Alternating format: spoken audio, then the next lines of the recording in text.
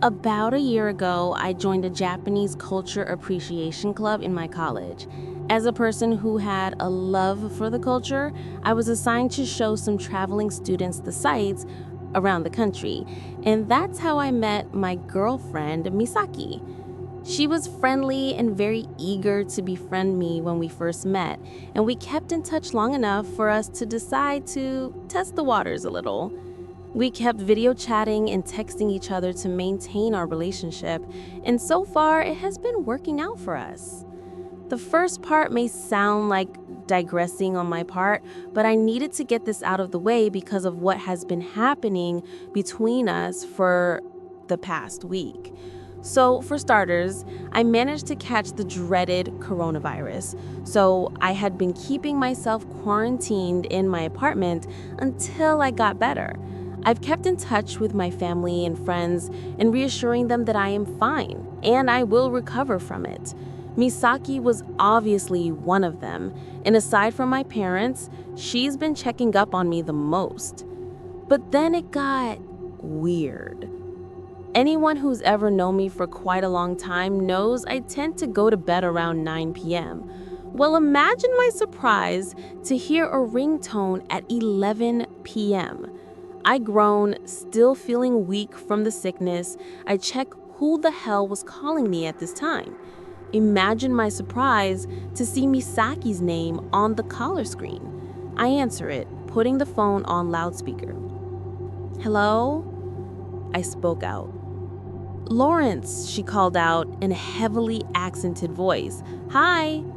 "Misa-chan, why are you calling me at this time?" I asked, a bit annoyed, but I did not want to shun her immediately. Can we video chat, please?" Misaki asked, though I silently groaned to myself. "Can't this wait until tomorrow? Please, it's really important," Misaki pleaded, and I did eventually relent since this did sound very urgent. I booted up my laptop and launched the messaging app, immediately entering video chat mode to see Misaki already at the computer. "So, what is it?" I yawned as she seemed rather pensive about something. "I want to teach you to make an ofuda." Ofuda being those protective talismans hung around the house in Japan for protection of the household. It was really suspicious since I never even heard of a DIY ofuda, which, as far as I can recall, is about the equivalent of making holy water from a faucet. "Now?" I asked. I had to stay awake for this crap. Apologies for the bluntness. "Is this really urgent?" "Please, I know it's a bother, but please do it with me," Misaki pleaded. I was sleepy and sick, but I could have caught a hint of desperation in her voice. I sighed and nodded, being compliant and hoping this was something good. Misaki sighed in relief as she then took some materials and showed them to me. "You need brush pen and Japanese paper." Misaki showed me the tools I needed. "You still have art materials I mailed you?" "Yes," I groaned as I took them out from under my bed. "Okay, good. Now I want you to choose from any of these ofuda and write their character down on your piece of paper." She instructed, though she seemed to be in a bit of a hurry. It was only 11:30 p.m., so I wasn't sure what the hurry was.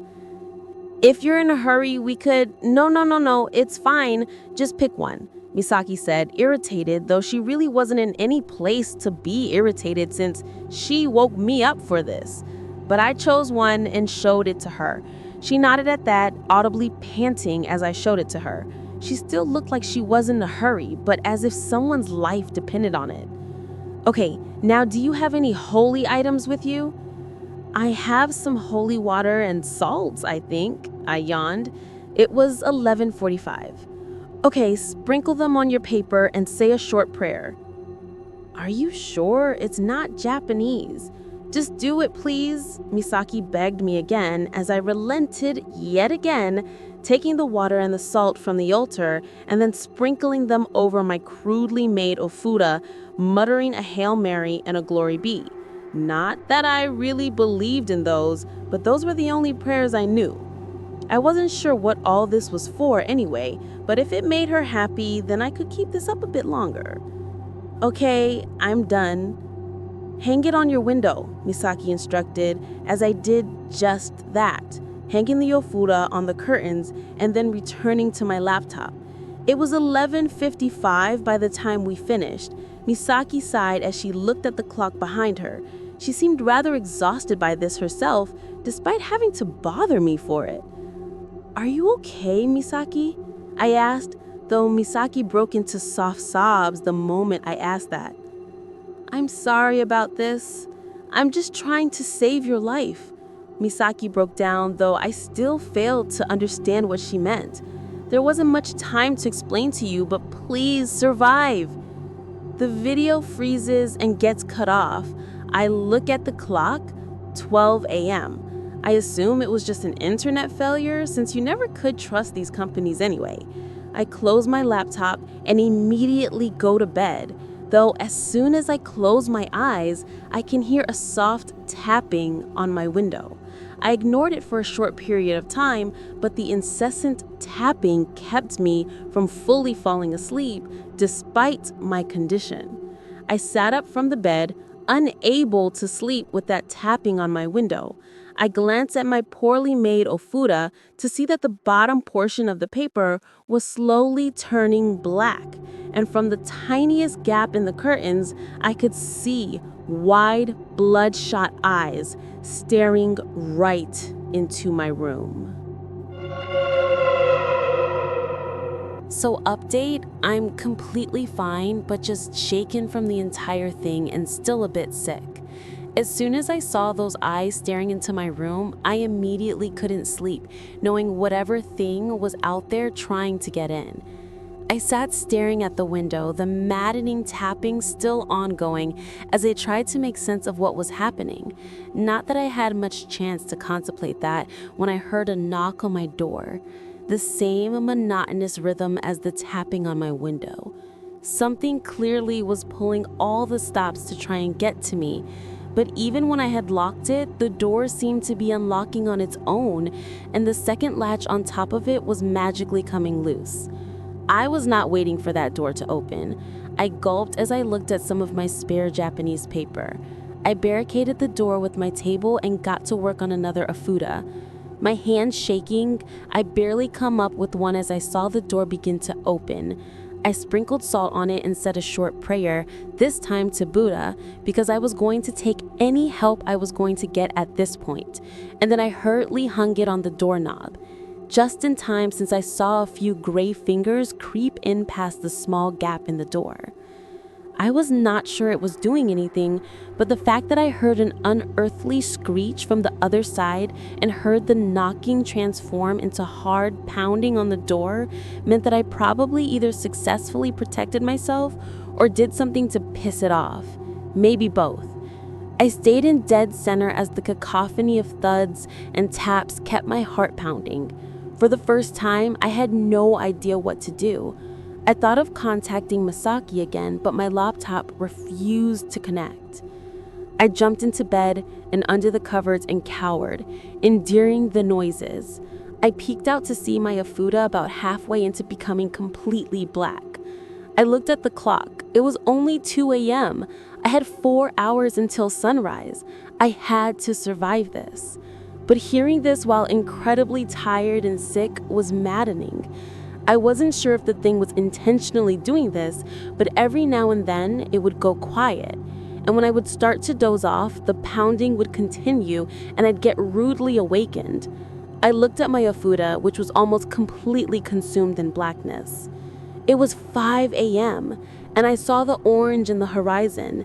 The things outside screeched loudly as the nightmare was almost over. The ofura had been used up and the monsters had free reign of entering, not that it mattered, however, as dawn arrived, and whatever preyed on me had left me alone. Sleep deprived and exhausted, I collapsed onto my bed, sleeping for nearly the entire morning until I was rudely awakened by a ringtone. I growl as I get off the bed to see that it was Misaki calling me. I quickly answer it. "Lawrence, are you okay?" Misaki called as I sighed and replied. "Yes, I am, and you need to explain what the hell just happened." "Yes, sorry, video chat me. I'll say everything." Masaki replied, knowing she had a lot to tell me. I boot up my laptop, and though I'm still sick and sleepy, I listened as intently as I could to her story. After about an hour or so of explaining, I think I got the gist of what was happening. Masaki's family suffers from a curse that their daughters will never find a husband. It was an old family tale of a father who murdered his daughter, named Ayaka, for attempting to elope with the lover he did not approve of. With her dying breath, Ayaka cursed the family such that her vengeful spirit will come and claim the lives of anyone who would court the daughters of the family, lest they were willing to make a great sacrifice to save them. Of course, this was all very hard to believe, but considering what I had been through, it was the least of my problems. Why didn't she tell me? She does realize that she'd put my life on the line for being romantically involved with her. A flurry of questions raced through my mind as I felt dread and anger at this situation. I had been tempted to bring it all out on her, but I tried my best to keep calm and let her explain things first. "Why didn't you tell me this?" I asked Masaki, who was sniffling and sobbing from the other side. I was selfish. When you proposed that we be more than friends, I thought of telling you, but I also wanted to know what it felt like to have someone care for me as much as you did." Masaki choked up as I could tell that the guilt of condemning me to this fate was overwhelming her.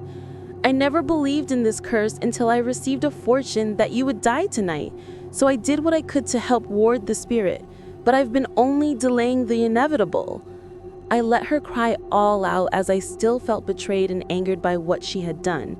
At this point, any wise boyfriend would have cut ties and hopefully escaped from the spirit's wrath. I was so angry at this, at being lied to, and her withholding the fact that I was going to die merely because I wanted to be more involved in her life.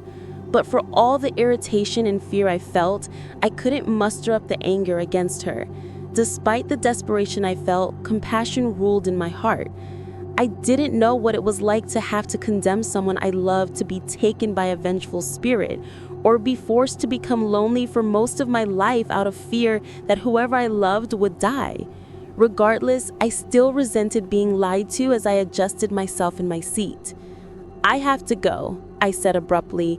I didn't hate her, nor did I resent her, but I didn't want to see her at the moment. "No, wait!" Masaki clutched the screen from the other side, knowing full well what I was going to do. "Don't leave!" "I'm sorry, Masaki, but I need some time alone," I said before exploding into a fit of coughs. "See you!" "Lawrence!" The video gets cut off. I didn't even feel like eating, not that it mattered anyway. Any more attempts to ward off this curse would just end with more stressfully sleepless nights and endless noises. If I was going out on my own terms. I wait until night and take down all holy symbols from the openings. I opened the windows to give whatever was coming in an easy entrance, and I would be sitting right in front of it to accept my timely death. In that span of time, I received endless calls and texts from Masaki, who said a flurry of things from "I'm sorry" to "I can fix this." I didn't want to listen to her now. She brought this on me, and I was going to take it as graciously as I could. Before midnight approached, I sent a goodbye text to all my loved ones, vague enough that it could be interpreted as a good night text, but can suffice as my last words as well. As I scrolled through my messages, I hit Masaki, who I didn't even think about texting during this span of time. I still felt hurt and betrayed from before, but it felt wrong to not send one to her, especially when I still felt something for her. So I decided to make a voicemail just for her. "Masaki, you lied to me and condemned me to death. I should be furious, yet I can't find it in me to be angry at you. Funny how love works. Well, one positive thing that I could get out of this is the fact that if this ghost is really after me, that means you did love me. And even if you lied to me and have been acting selfish this whole time, it still makes me happy to know that it was true." I end the voicemail and send it. If I was going to wake up tomorrow, I'd probably think it was cringy as shit, but may as well do things without regrets before I die. I waited until midnight, sitting in front of the window in deep contemplative silence. As soon as the clock struck 12, I could see a hand crawling in through the window, and then the head of the lady, and then her entire grossly disfigured body come into my room. I was shaking in my seat, shivering in fear as I wondered in my last moments what this thing was going to do to me. Instead, however, she extends a hand and opens it, showing a glowing blue flower that extended from her hand. It looked a bit like a forget-me-not.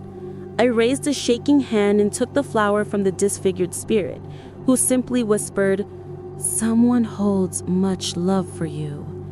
The spirit announced in a raspy voice before crawling backwards and disappearing into the night. As I sat there, dumbfounded at what happened and wondering what it exactly meant for me and for Misaki. Today has been the most emotionally exhausting day ever, and I am not sure where to begin with it.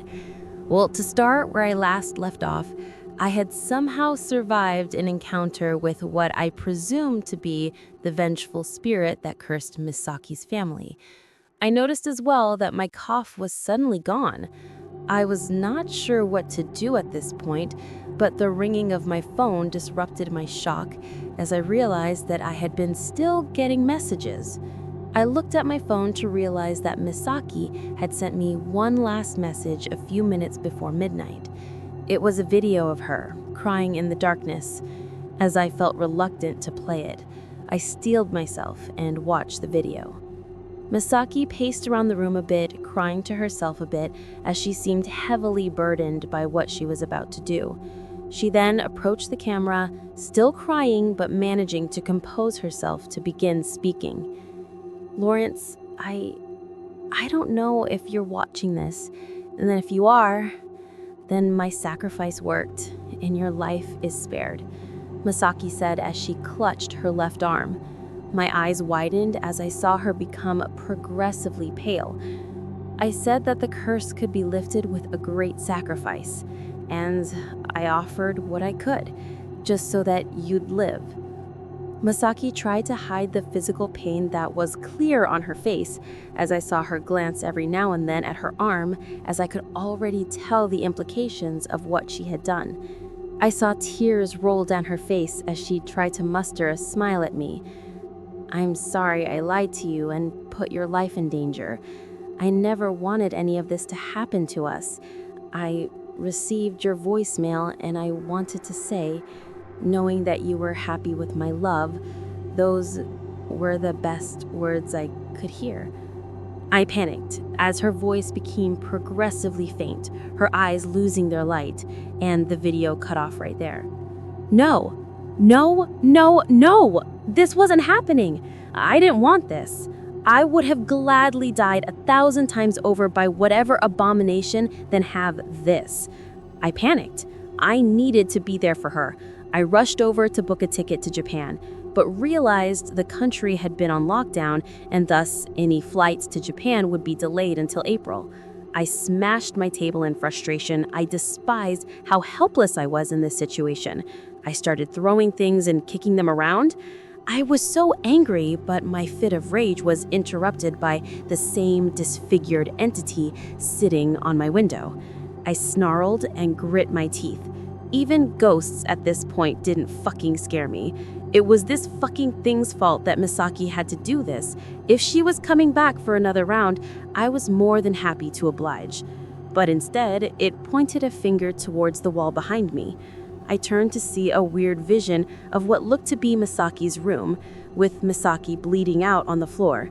I looked back at the entity, her bloodshot eyes looking right into mine, as if threatening me to go inside. I swallowed my saliva and walked towards the vision.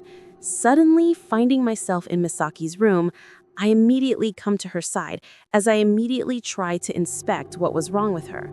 I followed the bleeding towards her forearm, where she had carved symbols on her arm before crossing a line over it. I tried to stop the bleeding, but there was so much blood on the floor, I feared that I was too late to save her. I listened for a pulse, but I heard nothing, as I hung my head, whilst cradling her in my arms. This wasn't fair. I knew it was her fault and thus it had been her responsibility to fix it. But it shouldn't have turned out like this. I should have been the one who died, not her. I didn't want her to die for my sake. I choked on my own tears as I tried to contain the despair I felt. I didn't know what I could do now. I closed my eyes and let myself sob over her body. Yet, as I kept my eyes closed, I felt soft, warm hands touch and caress my face. As soon as I open my eyes, I feel soft lips pressing against mine briefly. I look down and see Misaki, barely conscious but thankfully alive. I couldn't believe it. She was dead minutes before, though I looked and saw the forget-me-not that I received having found itself placed on Misaki's chest. Did the flower save her?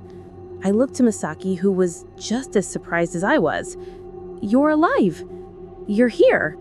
As soon as we heard those words spoken in unison, we laughed together for a bit before sharing another kiss. With all the supernatural and fatal tension finally gone, the tension between us had dissipated, and somehow we both saw fit to laugh at our current predicament. Now that it was all over, we could finally collapse for a rest. I carried Misaki onto her bed and let her have her deserved rest after all these scares of death and possession.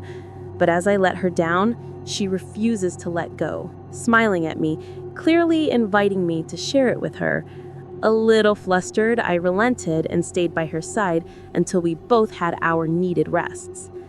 Though that still did not prepare me for the shock that came from the following morning. When I woke up, I found Misaki packing many of her things into a huge bag, as if she was getting ready to travel. I watched her get her money ready, her clothes, her belongings, before she finally finished. She noticed that I was awake and questioning what she was currently doing. She gave me a soft smile and said, "I'll explain this over some coffee." "You what?" I asked in absolute disbelief. I knew Misaki made her sacrifices, but I never expected to this degree. "Yes, it was the only way, I'm afraid," Misaki admitted, though she wasn't as bothered by it. She showed me her arm and the scars of the carvings she made. On record, Misaki Sato died from suicide at 2 a.m. in her apartment. We both looked at the television to see the gruesome scene of Misaki's suicide, the same horrific scene that I saw the night before. "So what are you then?" I wondered, touching her to see if she was intangible, like some sort of ghost. "I'm still human, don't worry," Misaki giggled at my attempts to identify her. "But I'm essentially nameless now. No identity, no root." "But why?" I asked, raising an eyebrow. "The terms of this curse are still very unreasonable." "Well, yesterday I was rushing to find solutions to the problem, but a lot of my family from my father's side, where the curse came from, suggested I just let you die. But I did some digging and found an aunt that looked familiar but was claimed to be dead. Within the day, I managed to track her down to a residence where she lived under another name. She admitted to being a part of my family, but somehow spared her husband from the curse's wrath. To escape the curse, she appeased the spirit by shedding her family name and the bonds attached, so her daughters themselves are not cursed by the vengeful spirit." "I see, and you did the same by etching your father's surname on your arm and then wiping it?" I asked, to which she nodded. "Yes, Ayaka is a vengeful spirit, but she is also a guardian of elopers." Misaki smiled while taking my hand, though the pure cheesiness of the situation made me feel very flustered. "And you are okay with this?" "Well, there's no going back now, is there?" Misaki smiled as I sighed and shake my head. This was crazy. I was condemned to die, now I was obliged to take care of her. Not that I hated it, I loved it, but I wasn't sure if it was going to be worth what she had willingly sacrificed. She was without name and had nowhere to go. What could someone like me offer her? But now was not the time to doubt. I had to rise up to the challenge for her sake. "I'll try my best." I nodded my head, to which Misaki excitedly clapped and gave me a hug, to which I returned affectionately. We both left the coffee shop to suddenly find ourselves back in my apartment, likely courtesy of the spirit. Misaki excitedly went into my bedroom and began unpacking. But things were not that simple, since she still needed to get a visa as well as other important documents if she wanted to live life here with me. I was wondering how I would adjust her to life in this country since we needed a lot of the paperwork to be processed for her to become a citizen. But on my desk, I found an envelope filled with documents of Misaki's name and her new documents that certify her as a citizen of the Philippines. I sighed in relief as I came to Misaki, who had been excitedly setting up for our no longer distant relationship.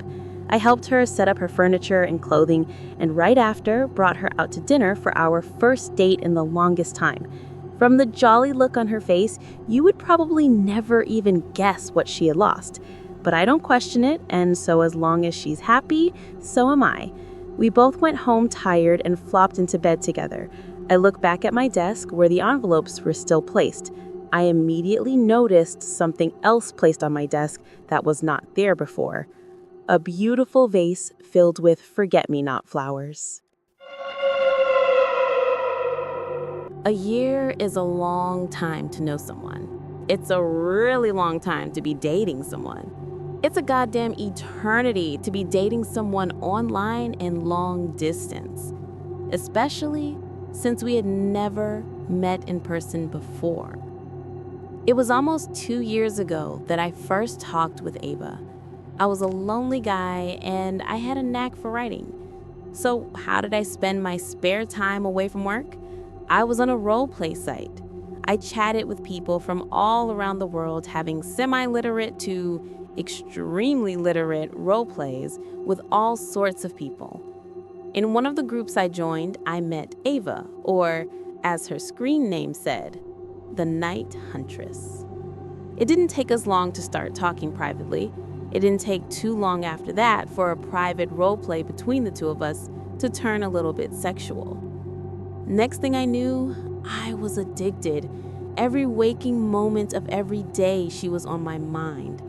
One day, I slipped up and while saying goodnight, I accidentally typed the words, "I love you." At first, I panicked, and then the next thing I knew, I got those 3 words right back. And so we started our relationship. We role-played daily, we sent pictures back and forth, and we even started planning to meet in person. It was almost a year after we got together that things got strange. We were making plans to meet, and I had just saved up enough money to be able to afford a plane ticket to her state when it happened. One day, Ava just wouldn't talk to me. She wouldn't message me. Ultimately, she suddenly blocked me across all the social media platforms we talked on. I couldn't believe it. I had been ghosted just after I blew over $400 on a plane ticket. Needless to say, I was pissed. I decided, you know what? Fuck it. If she was going to blow me off like that, then I was going to go on that trip and I was going to enjoy it without her. That nagging thought got stuck in my mind though. What if she was just scared? What if it was all too real for her? I was still contemplating on whether or not I should do it when my plane landed.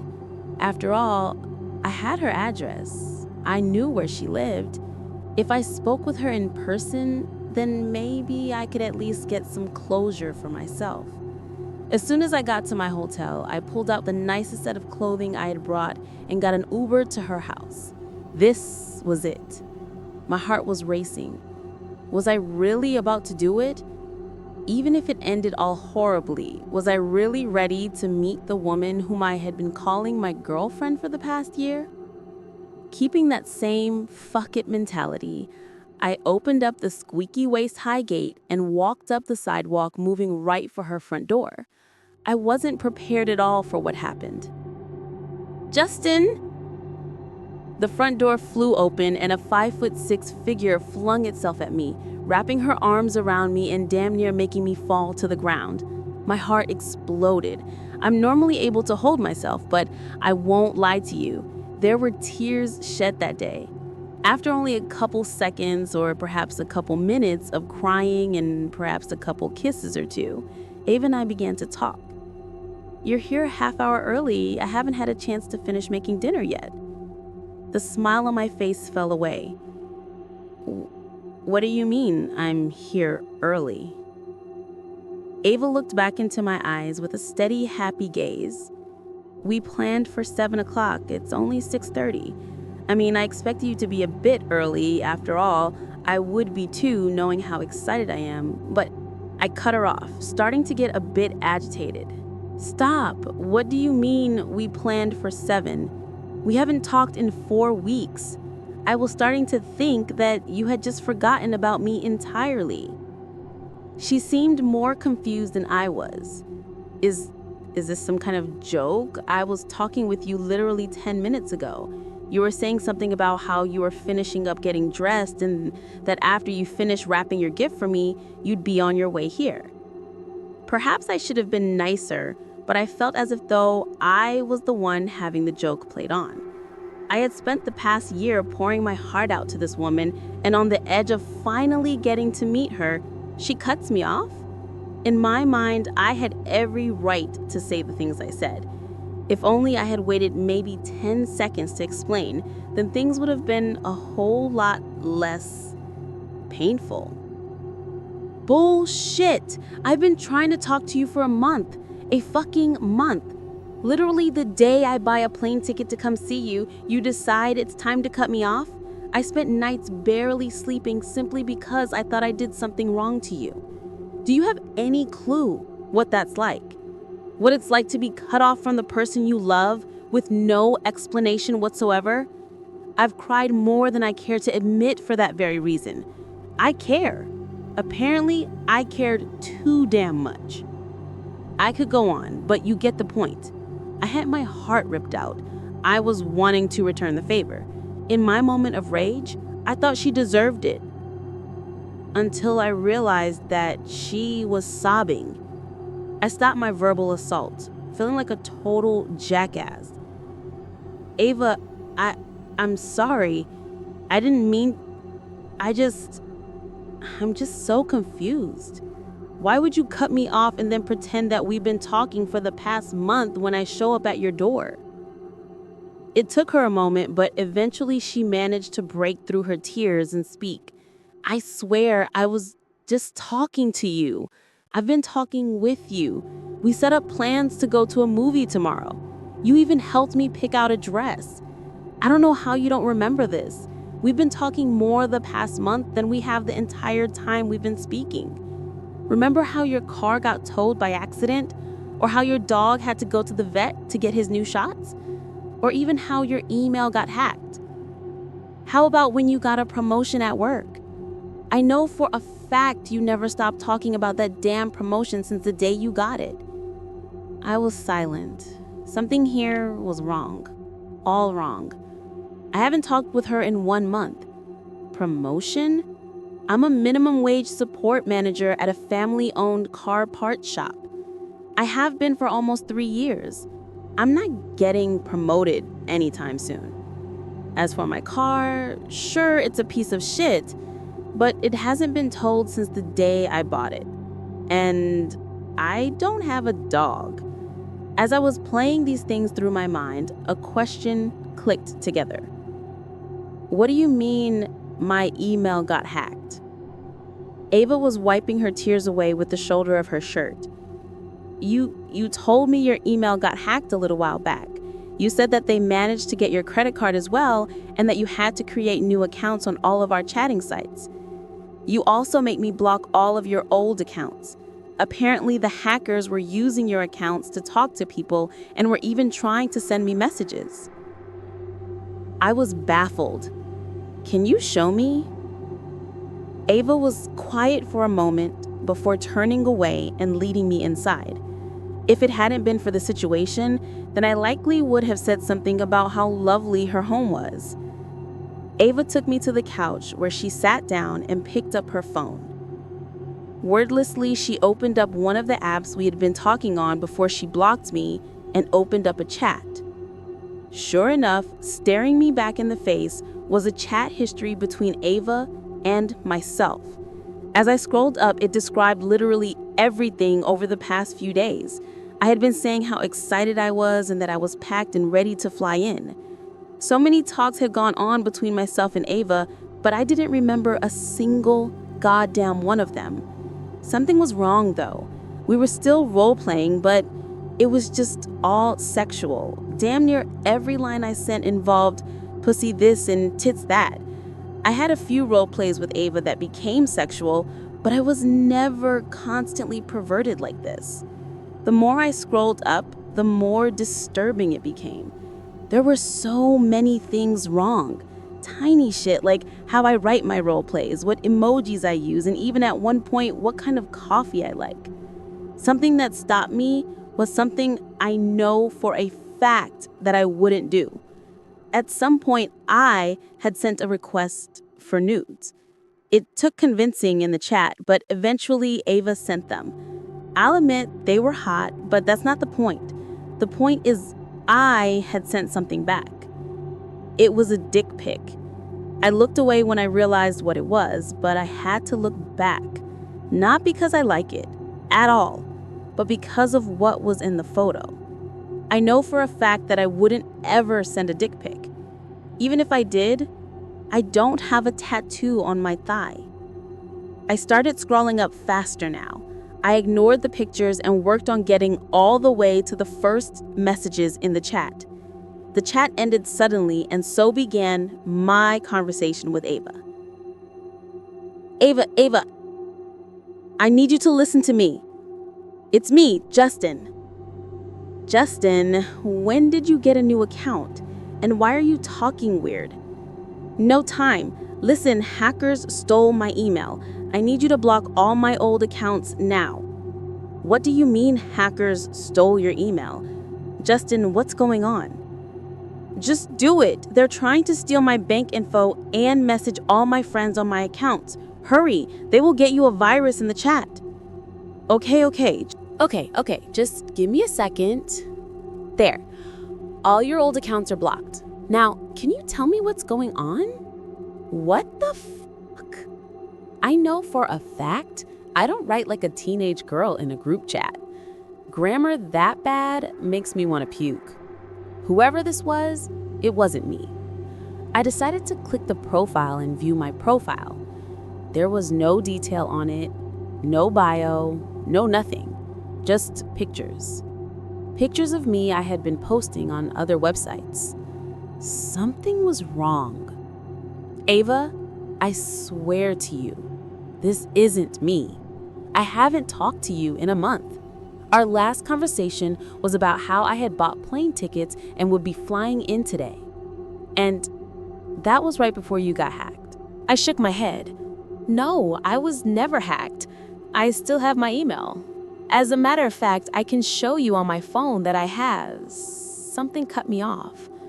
A noise reached my ear. A squeak and the sound of wood clattering against wood echoed from outside.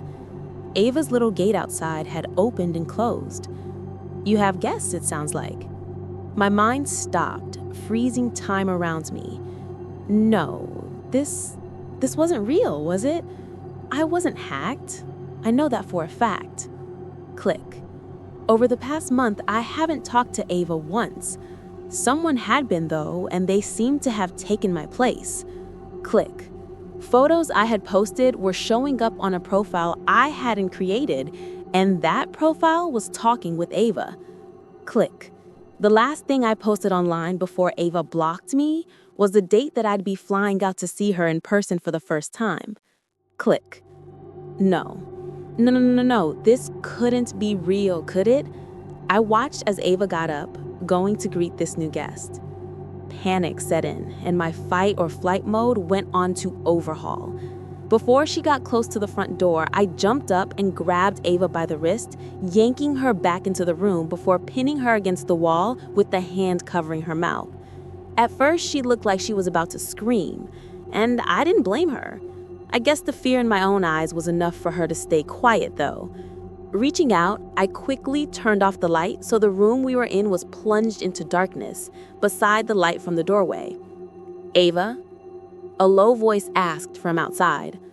My heart started thumping so fast and loud I was certain that not only Ava, but the man outside could hear it too. Ava, it's me, Justin. No, you're not. I am. Who the fuck are you? You left your door open. Does that mean I can come in? The man outside was silent for a moment. In that time, I looked down at Ava. She had the same look of fear in her eyes as I did. She was thinking the same questions I was. Come on, Ava. If this is a prank. There was a creak of wooden steps before there was a set of footsteps across a wooden floor. The stranger was inside. Oh, Ava, come on out. I got a present for you. I couldn't see it for long. The flash of steel was difficult to see from the darkness within the room, especially as the large shadow of a man walked by the doorway and blocked out the light. In the end, though, I knew what I saw. In this stranger's hand was a large butcher's knife. I knew for a fact that the color drained from my face. I almost passed out there and then. Perhaps the fear of death was the only thing keeping me alive. Once the figure passed our dark room, he went for the stairs. I waited there, my hands still on Ava's mouth, until I was certain the man was upstairs. The instant I knew he was far enough away, I let go and grabbed Ava by the arm and led her out of her home. We sprinted out to her car and got in. She started it up and pulled away while I got a hold of the police. Before we managed to pull out of the driveway, there was a loud thunk. I didn't think anything of it at the time. I just knew that we had to get the fuck out of there. The police arrived at Ava's home within minutes. They stormed inside and discovered a man hiding inside of the closet. We could hear his scream and hollering from where we were outside. It sounded as if the man had opened a portal to hell within himself. We were pulled aside and the police officer on the scene began to describe the situation. His name is Isaac Williams. There's been a warrant out for his arrest for almost a year now. His DNA was discovered at almost 8 crime scenes where bodies had been discovered brutally mutilated, raped, and burned. Investigators assumed he had been using the internet to find his targets and draw them in. You're both lucky to be alive. As police pulled away with the man, I led Ava inside, doing what I could to comfort her. I was terrified. I couldn't imagine what was going through her mind. While she got water, I headed outside to grab the bag that I had left on the porch. That's when I saw it. A knife stuck into the tire on the back of Ava's white Jeep. I approached the knife and noticed something else. Stuck between the tire and the steel was a piece of paper. Carefully, I pulled it off and read the note. It was a confession from the man who had invaded Ava's home. Dear Ava, I know this all may seem terrifying to you, but I need you to understand I'm not the bad guy here. My name is Isaac Williams. I'm a private investor who was hired to uncover the murder of a teenage girl in Connecticut. It took me a while to discover any leads. That was until I discovered her phone in a dumpster. On it were several apps used for chatting with strangers. One of the men she had been chatting with identified himself as David. The day of the girl's disappearance, she was supposed to meet him for the first time.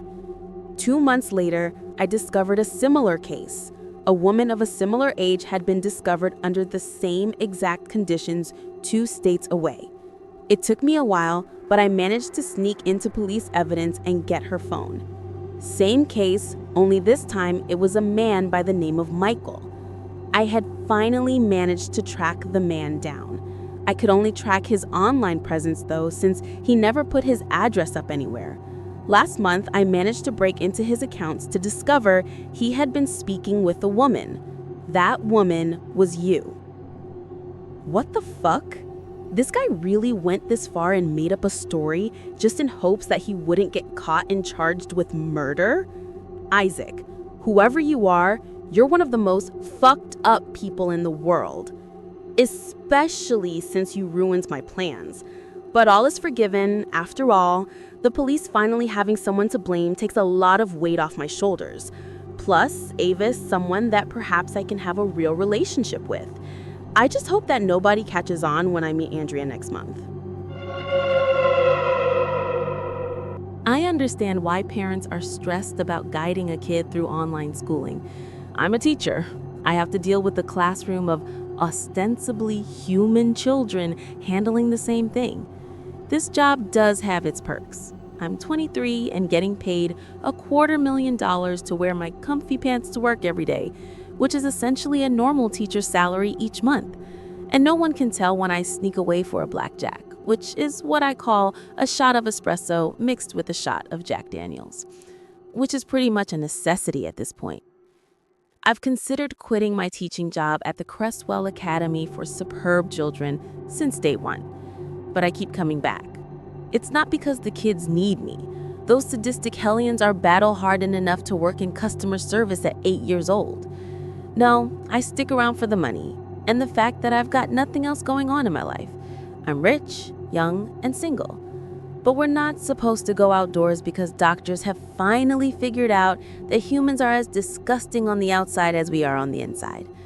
And so, the centerpiece of my life has been the delightful little fuckers at Crestwell.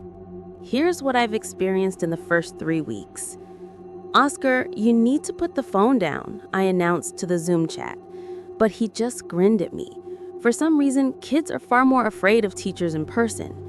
Is our authority truly rooted in the belief that we're going to physically harm the kids? Regardless, Oscar leaned happily into the camera. "I was just taking a picture of the man behind you, Miss Q. Don't worry, I put the photo in the cupboard by your head. You'll be able to see it on Friday." I live alone, and my teacher's sense told me he wasn't lying. But thorough searching didn't reveal anything beyond a dirty kitchen. I was at a loss to explain the man's boot print on my ceiling. Emma asked why I slept in a t-shirt with Anna instead of Elsa, since Anna would be forgotten shortly after her death. I never wore that shirt outside of my bedroom, so the kids should never have seen it. Instead of redirecting the question, I immediately asked how she could have known that. She looked at me like I was simple-minded. "Miss Q, it's 2020. Our lives are centered around all the cameras in your home."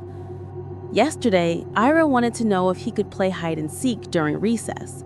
I encouraged this idea because I desperately needed to meet up with Blackjack while the kids were distracted. I had just slammed the shot when I heard a door closing in my hallway. Armed with unwashed salad tongs, I crept slowly toward the back of my apartment where I could see an open closet door.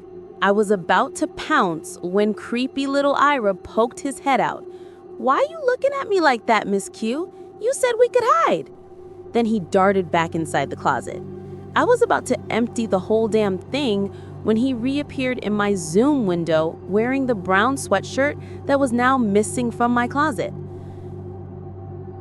I opened my fridge yesterday and screamed before slamming it shut.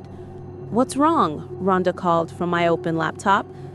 I explained as calmly as possible that there appeared to be a very angry possum in my fridge. "Oh, that's where Frederick went. Be sure he's alive when you boil him." I scolded her for being mean and disgusting, but she only responded with genuine shock. "We do it to lobsters all the time, Miss Q, and both of them go blind before they drown. How are possum screams any different?" I was angrier than Frederick when I realized I didn't have an answer to that question, and angrier still when I discovered just how much one possum can shit in a refrigerator. Last night, I woke up to the sound of someone talking in my hallway. I was reaching for my phone when the voice distinctly announced, "There's no point, Miss Q. No one can get here in time." I shakily got to my feet and opened my bedroom door a crack. Little Tristan was standing in the moonlight with no pupils in his snow-white eyes. He was pushing a blue hand back into the cupboard behind my desk. "He's not ready yet," he spoke to the hand as he shut it inside. I was about to ask why it had 7 fingers when he looked right at me, I think, and explained that Oscar had left a photo in my apartment. He reopened the cupboard, withdrew the photo, and gasped. I think he was starting to cry. "You can't run from it because it will be wherever you are." Then he looked back at me with those inhuman eyes. "Please stay safe." I don't know how he disappeared, but he was suddenly gone. I haven't opened that cupboard since, no matter how quiet the thing is. This was on Friday. That brings us to this morning. I was considering quitting for the 1913th time when Principal Apachia called. "Eva," he announced in a voice that was supposed to sound cheery and wasn't, "we've got some great news. Starting next week, we'll be returning to 100% in-person teaching." My jaw had dropped too far to permit any human speech. I know that state regulations are, well, let's just say that regular rules don't apply to the Cresswell Academy. Well, that was a shitless Sherlock of observance if there'd ever been one. "Before you protest, Eva," he continued, dropping the bullshit from his voice, "Tristan was right about running away, because you can't run from yourself. Would you believe me if I told you that the safest place for you was on campus with the rest of us?" Have you ever lost someone close to you? If you have, you will be familiar with the feeling of wanting just 5 more minutes with them, just to speak to them one last time, to be able to tell them how much you love them and how you will never forget them and can't wait to be reunited with them. I went through this myself earlier this year, yet it still only feels like yesterday. I went through the inconsolable crying stage until my body couldn't produce any more tears. I went through the no eating or drinking phase, just shuffling around my apartment aimlessly.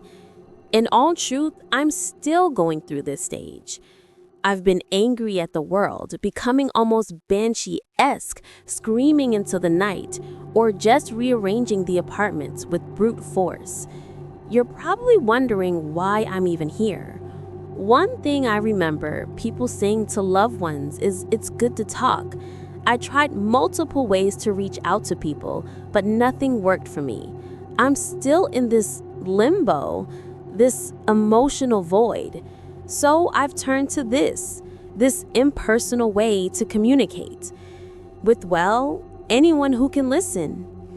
I tried a Ouija board, I was out of options. I hadn't spoken to anyone in a long while and couldn't even remember the last time I left my apartment.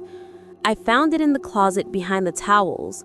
I vaguely remember it being bought one Halloween and having to stash it away as the kids at the party kept pestering to use it. But now I wanted to. No, now I needed it. I placed it down in my empty living room and began asking questions. Nothing. I lit some candles I found in the basement and tried again. Nothing. I even waited till midnight and again at the witching hour. Still nothing. No matter what I did, I couldn't escape this feeling of being empty. I sunk so low I wrote a suicide note, but couldn't bring myself to do it. After ripping it up, I wrote another note to her.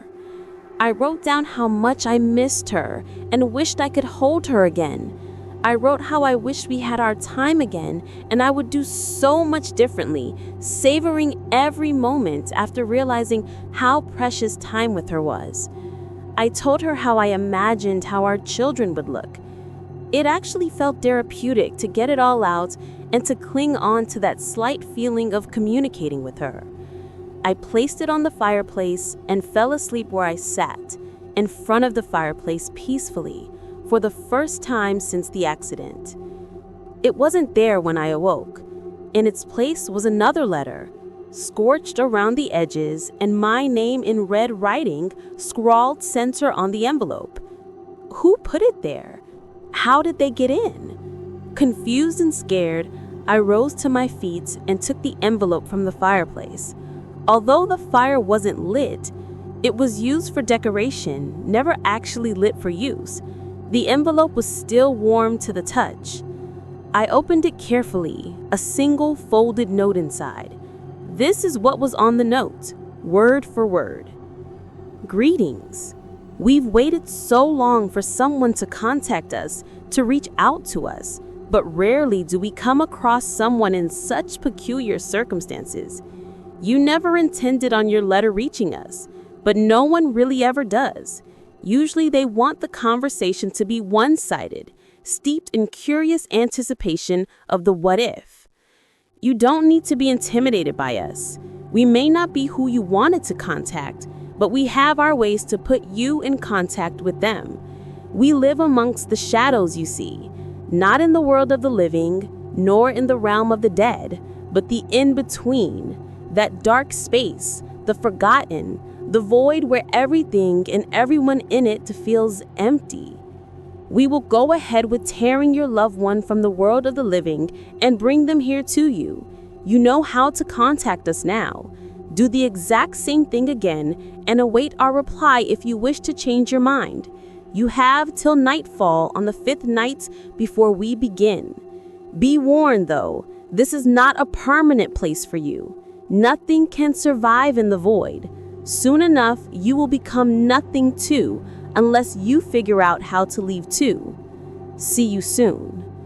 What in the actual fuck do they mean by that? Apparently, I'm in the void, but I swear that can't be true. I remember leaving my apartment I remember going to the shops, and I remember just the other day speaking to... Why can't I remember doing anything outside of this apartment? This is why I'm contacting you. Anyone.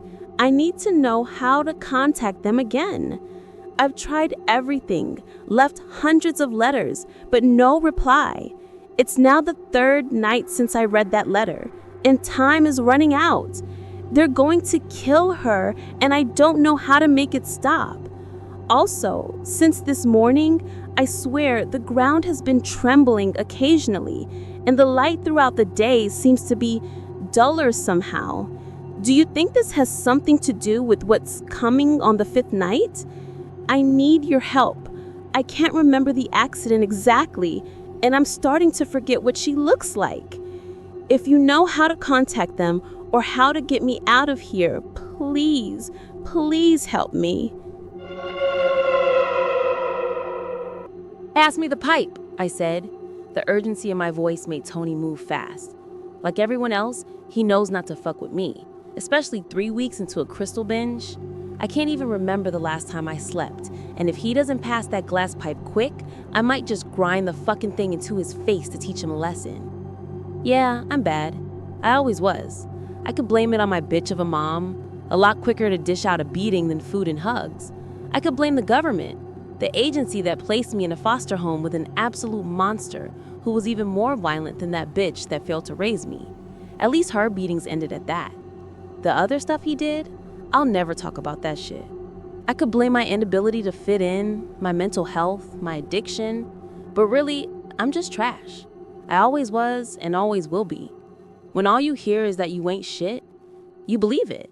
You play up to it and you become that label. I put the glass tube to my lips and the lighter to the bulbous glass blow and began burning and sucking in the acrid chemical smoke. For a second, it hits, and I'm not here. I'm not here sat in this awful hellhole of a dilapidated house. I'm not on this dirty sofa. I'm not surrounded by scumbags that look like they would give you HIV just by looking at them. I am not Peter Castle. I cease to exist as the euphoria makes me enter a different world. My eyes close as I continually drag until my lungs are full, then hold it until my lungs are burning, then exhale. At the end of releasing my breath, I open my eyes and I feel every vein, every artery, every orbital pulse begin to pound. My movements feel electric, fast and free. My heart flutters, my breath feels like fire. And this is amazing. I look at the other scumbags in the room and I think, fuck them. I put the pipe back to my lips and hit it again and again and again. My eyes unable to blink now. My thoughts are one long stream of dialogue. Move. Get up. Get out this house. Get money. Rob someone. Steal a car. That cunt is looking at me. Why is he looking at me? He's asking for a smack. Why are they talking about me? I can hear them whispering. Get out of here. She's gonna stab you. There's people out there. Don't leave the house. It's not safe out there. It's not safe in here. I become aware I'm constantly moving. my head darting around looking at everything. I see shadows outside the window. I've been set up by these lowlives. I know it. All of them too weak to take me on 1v1, so they have got a crew together. They want my stash. They want my money. They want to hurt me. And my mind is speeded up as my ever-moving body, begins blazing up images. I'm 8 years old. Mom just hit me so hard I stood there shocked into silence. Not even crying, just shocked. I'm 12, and Ron, my foster dad, opening my bedroom door slowly as I pull up the duvet hoping to be left alone. I'm 16 and in juvie, stood over a guard I'd stamped into a coma. I'm 19, and I'm out on the streets with nowhere to go, no family to love me, with nothing but a knife for company. I had to get by however I could. Fuck this. Without even thinking, I'm up and I'm out, bursting through the front door like I was running from wild animals, and I was. I sprinted as fast as I could up the street, not looking back, not thinking, not wanting to stop. In my mind, I'm gone. I'm running from them all, the animals I've been running from my whole life. As I run, I see the people lurking in the shadows, men with bats, gangs, all threatening with their hoods up. Some I see have bats. I'm sure I see them coming after me, always out the corner of my eye, on my peripheral vision. If I ever look back directly, they have gone. Sly fuckers. They are always there when I look at the shadows, always just waiting for me to stop. They will come then. Outnumbered, I'll lose, I know that. I can take most people on if it's a fair fight. I run to the edge of town and hop over a fence, not even thinking. I reach into my pocket and pull out my baggie and my phone. I need another livener. I pour out a few crystals on the back of my phone that I've set on the ground. I crush them with the bottom of my lighter. Then, using a card out my wallet, I form a line and snort it with the one note I have left. This is worse than the smoke. The chemicals burn so badly like I've snorted pure hydrochloric acid. Then it drops to the back of my throat. Then I'm gone. I'm in your backyard. It's 2 a.m. and I'm looking at your home. Your nice fucking life, packaged up in 4 walls and a roof. Mr. or Mrs. Straight-Lace. Your real names are irrelevant. As my mind races, all men are Ron and all women are that bitch of a mother. And all I feel is this hate in my chest. Years of therapy, sat in a chair, talking about my feelings, never helped. All I want to do is hurt. Without even thinking, I'm up and I'm out, bursting through the front door like I was running from wild animals, and I was. I sprinted as fast as I could up the street, not looking back, not thinking, not wanting to stop. In my mind, I'm gone. I'm running from them all, the animals I've been running from my whole life. As I run, I see the people lurking in the shadows, men with bats, gangs, all threatening with their hoods up. Some I see have bats. I'm sure I see them coming after me, always out the corner of my eye, on my peripheral vision. If I ever look back directly, they have gone. Sly fuckers. They are always there when I look at the shadows, always just waiting for me to stop. They will come then. Outnumbered, I'll lose, I know that. I can take most people on if it's a fair fight. I run to the edge of town and hop over a fence, not even thinking. I reach into my pocket and pull out my baggie and my phone. I need another livener. I pour out a few crystals on the back of my phone that I've set on the ground. I crush them with the bottom of my lighter. Then, using a card out my wallet, I form a line and snort it with the one note I have left. This is worse than the smoke. The chemicals burn so badly like I've snorted pure hydrochloric acid. Then it drops to the back of my throat, and then I'm gone. I'm in your backyard. It's 2 a.m. and I'm looking at your home. Your nice fucking life, packaged up in 4 walls and a roof. Mr. or Mrs. Straight-Lace. Your real names are irrelevant. As my mind races, all men are Ron and all women are that bitch of a mother. And all I feel is this hate in my chest. Years of therapy, sat in a chair, talking about my feelings, never helped. All I want to do is hurt. Without even thinking, I'm up and I'm out, bursting through the front door like I was running from wild animals, and I was. I sprinted as fast as I could up the street, not looking back, not thinking, not wanting to stop. In my mind, I'm gone. I'm running from them all, the animals I've been running from my whole life.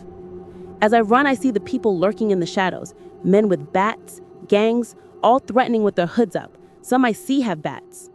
I'm sure I see them coming after me, always out the corner of my eye, on my peripheral vision. If I ever look back directly, they have gone. Sly fuckers. They are always there when I look at the shadows, always just waiting for me to stop. They will come then. Outnumbered, I'll lose. I know that. I can take most people on if it's a fair fight. I run to the edge of town and hop over a fence, not even thinking. I reach into my pocket and pull out my baggie and my phone. I need another livener. I pour out a few crystals onto the back of my phone that I've set on the ground. I crush them with the bottom of my lighter. Then, using a card out my wallet, I form a line and snort it with the one note I have left. This is worse than the smoke. The chemicals burn so badly, like I've snorted pure hydrochloric acid. Then it drops to the back of my throat. Then I'm gone. I'm in your backyard. It's 2 a.m. and I'm looking at your home. Your nice fucking life packaged up in 4 walls and a roof. Mr. or Mrs. Straightlace. Your real names are irrelevant. As my mind races, all men are Ron, and all women are that bitch of a mother. And all I feel is this hate in my chest. Years of therapy, sat in a chair talking about my feelings never helped. All I want to do is hurt. Without thinking about it, I'm prying open the window at the back of your house. Without thinking, I'm climbing up and in. I lower myself down, and I'm in the dark. I put the knife in my pocket. I begin punching myself in the head. All I feel surging through my veins is pure hate. Hatred for myself, hatred for you, and your perfect life. I creep through your kitchen silently. Then, taking each step equally soundlessly, I begin making my way upstairs, where I know you will be. Sleeping as happily as I imagine you do, when all you know is happiness. I pull my knife out of my pocket, and in one split, adrenaline-filled second, the silent creeping is gone as I burst into your room.